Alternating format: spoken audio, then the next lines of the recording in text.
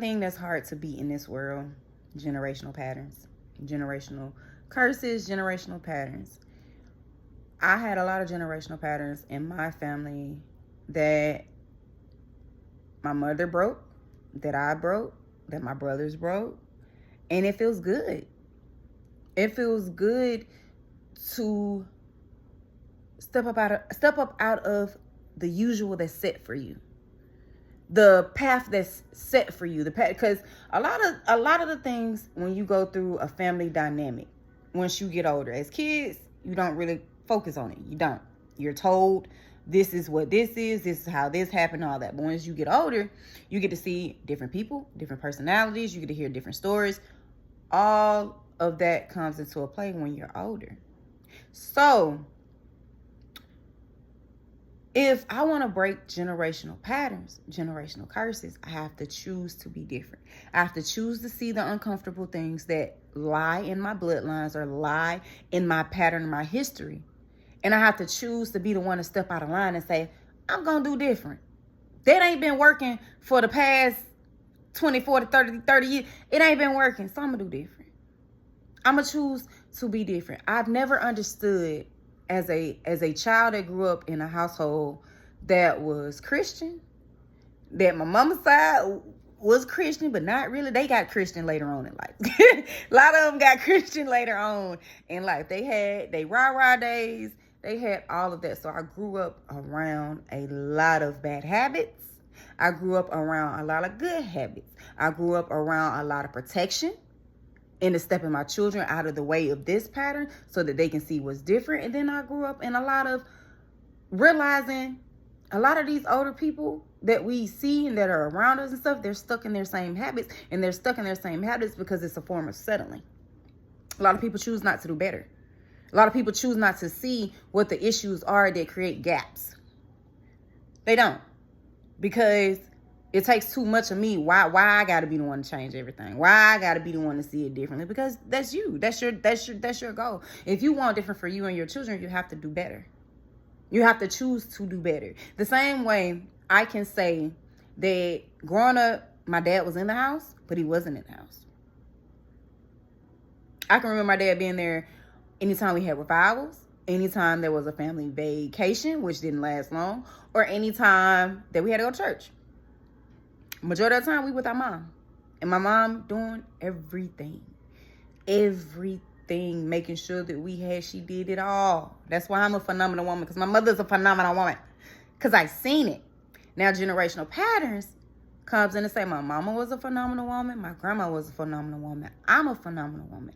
But there are certain things and certain aspects and trials that as a pattern, I don't have to go through to prove that I'm a phenomenal woman. My mother taught me I don't have to go through somebody lying with me, somebody cheating on me, somebody that's out all times of night. I can choose to do better. I can choose to say, I got my kids and get the hell on. Got my kids and get the hell on, and I'm going to do better and attract better and have better for my child. My mother chose not to have a man in the household just for the sake of having one or having a father figure if she was being disrespected. She didn't play that. And guess what? I do. I don't play that. I will never date somebody that's constantly cheating on me. I get it. 1, 2. Shit happens. I get it. But a constant thing of cheating, a constant thing of lying to my face, a constant thing of not being home, a constant thing of me pulling the weight for everyone, but yet I have the sake of having a man there. No, these are patterns that I want to break, because I don't want my daughter thinking that it's okay as a woman to be married and be the head of the house. No. And my mama wasn't having it. She wasn't having it. So I be damned if I have it. I don't play that. Once you lying and cheating and all that stuff, my mama told me I ain't got to deal with that. It's always bigger fish out there. It's always bigger and better fish out there. And these are the patterns that I want to continue to teach my child. I do. I broke a generational pattern of not being young and having a kid. My brothers did the same thing as well. My cousins did the same thing as well. No one had a baby until they were past their 20s. There were no real teen pregnancies and none of that stuff. But my mother was a teen mom. So when she did it, she made sure to instill into me that I made sure that it was something I was going to be ready for, that I made sure it was something that I wanted, that I made sure that I was established first and I could take care and provide, and made sure that I knew that I was worth more than just popping out babies. So when it comes to generational patterns, I never understand how people can grow up in a home and all through your childhood, all through your adolescence, 16, 17, 18, almost 18, 19 years that you've been in this home. You've seen things that were not appeasing to you, things that made you feel like, I never want to go through this, or I never want my children to go through this. But yet when you grow up, you inflict those same patterns and that same household type structure onto your kids and onto yourself. People will be in a house with a man. No, hey, my daddy cheated on my mama. My daddy cheated and left my whole family. Me, my brothers, me, my sisters, left us for another woman to start and play family with her and her kids. Know how that hurt you. Know how it made you feel abandoned. Know how it made you feel like you were worthless. Know how it made you feel like we meant nothing. But will grow up and do the same thing and create multiple broken homes. Not only one, they'll create multiple broken homes in the same way that their fathers did, knowing how it made them feel, and they would do the same thing. Or people know how it feels to not have a parent around or not have someone around, and yet y'all go up and y'all do it to your own kids. Y'all inflict the same thing onto your own kids. When do you choose to be better? When do you stop and look at yourself and say, I know how the fuck this made me feel growing up, and it wasn't a comfortable feeling. It wasn't something that I wanted to wake up and daily do in my life, because I wish they had the capacity to do better, but they didn't. And I have to understand that they didn't. They only did what the best that they could do at that point, because your parents was growing up. Your grandparents was growing up. Everybody was living this life for the first time. They've never been here before. So the ways that they did it, they messed up. But the ways of my ancestors should be a guidebook in teaching you where they went left and where they went right. So if you as a person grow up knowing how it felt for your people or your parents to abandon you, and you grow up and you create the same broken homes and create the same type of abandonment for your own children, you are the issue. You're choosing not to break generational patterns. You're choosing to be okay with the generational patterns or curses that your people have set before you, and it's only a setup for you to fail.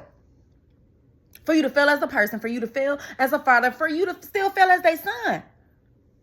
I tried to talk with my daddy about how everything made me feel. Wrote him a whole letter. When I was in the military, wrote him a whole letter. This is how I felt. Got it all off my chest. Guess what? We broke that generational pattern and we moved forward accordingly. Not just all freely, like, oh, no, all is forgiven. No. But I moved forward accordingly at my own pace. And what works for me and what works for my children. People around me teach me of things that I don't want to go through. I don't want to be old and settling. I don't want to be old and settling for somebody that's here that don't really love me, but I got a companion. Person I can't even really stand, but I got a companion. I'm arguing with them every goddamn day. They moving out and all of this every other week. That's not what I want to go through in my marriage. I'd rather be single and have my children in a stable environment than to see me crashing out, than to see me running behind somebody, than to see me putting my hands on somebody, than to see me messing up somebody's things or property that I did not buy or pay for. I am not going to belittle myself because of the generational patterns that people refuse to grow from. What I'm going to do, I'm going to take it and I'm going to be better. Now, growing up, how the ways that I've done better with my children is growing up, my mother was affectionate, but she wasn't affectionate. Like my mother, how I am. I'm going to explain it. My mother, if there's that, she's going to hug, she's going to be there. She's going to be there for you. But as far as walking around how I do my child, walking around, I love you. She said, I love you. Give her a kiss. Give her a kiss. Come give me a kiss. My mama call it makeout sessions, whatever. I overly show my love with my children because that's what I wanted as a child. And the reason why it's so hard to get that, and I had to see it as a child, is because my mom was going through her own things. She never grew up with that affection from her parents. That sit on you, come in, lay on your chest. Now, I go lay in my mama's bed, lay on her lap, and we watch movies and all that stuff together. Yes, that's what she gave me, and that's what I do to a stronger extent with my child. Because she didn't have it, so she did it with me to a certain extent. And then I do it with my child to a certain extent.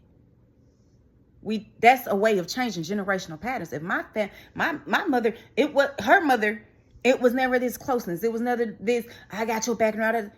But she made sure that we felt that in a sense. That she was always there. She would always have our back. Now, is she going to be lovey, mommy making cookies and I'm Susie homemaker? No.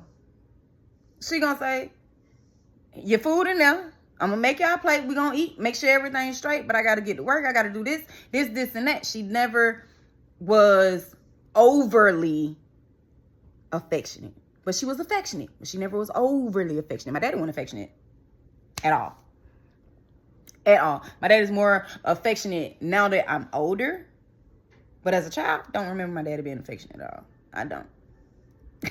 I don't. So that's why I overly do with mine. Because it's some of those aspects I do wish that I had from them. And wish that I had from them together. But I didn't grow up that way. And a lot of black households, or a lot of households now, they don't grow up that way. Because a lot of broken homes. But in every pattern, I took something that was there.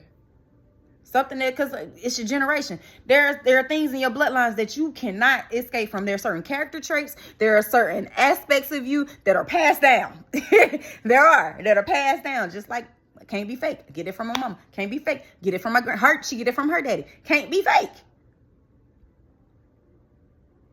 I don't get it from my daddy's side because my daddy find a fool, use a fool.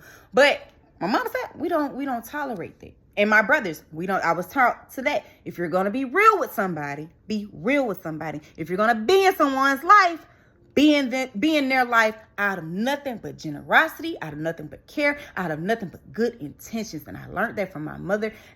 And I learned that how she portrayed herself in the church. My mother's always caring, giving, all of that. Superwoman. And I watched so many people take advantage of her, of us, because of her generosity. And guess what I did? Instead of going by that same pattern of seeing that, hey, people gonna screw you over. I watch how I maneuver people. I got certain things from her and now I maneuver people in a certain way. And I learned it from her. It's a generational pattern that, hey, people aren't going to keep coming. You're going to meet people daily, monthly, yearly, weekly, all of that. You're going to meet people. But how you lay your railroad is how you lay it. It's how the path that you're going to take. Now, are there conjoining railroads that can link to your railroad to get you to your destination? Yes, that's the part of having a family. That's the part of having ancestors. That's the part of all of that. It all makes you who you are, but you can choose to tune yourself better by breaking certain patterns of the past. If it makes sense. So, if I knew I grew up in a home where my dad wasn't there. I seen my mama doing everything. I going to sleep, going to bed. She got us ready. She did everything, school clothes, all that. Her. Then I'm not gonna grow up and bring the same type of momentum into how I deal with my kids. Because they were married, but he wasn't there. I'm not gonna get married. I'm not gonna not say trap myself. I'm not gonna put that on me to be married and to take on the responsibilities as the man of the house, when I'd rather just not be married and just be the man and the woman of the house and let God be the man of the house. That's how I broke that pattern of not settling just to have someone there, not settling just to say that, hey, my family's together and they doing me dirty in all type of ways. And not to say that my mama settled, because she didn't. She got the hell up out of there. She did. She got the hell up out of there. She broke that for me. She allowed me to see that just because you have a baby with somebody, or just because this person is in, you don't have to take that. So I took it a step further and saying, before I get into the marriage part, if I'm doing it I just do it alone. That's how I broke that pattern. And my brothers, they're doing the same thing. None of them are in marriages to where they feel like, hey, I'm in this alone. Hey, but we would all rather be single, or we would all rather do it alone until that support or that true person or that true, genuine, good intent person comes. But if you are a person out here knowing how it made you feel to go through those things as a child, and you are purposely choosing not to break those patterns and to evolve your children in those patterns, then you are wrong. And hopefully your children will have another source that sees it and can come and say, hey, baby, there's a better way to do this. There's a better way to look at yourself in life. So that's what I want to talk to you guys about. Leave your likes, comments, or whatever you have to say below. Thank y'all for listening, and y'all have a good day.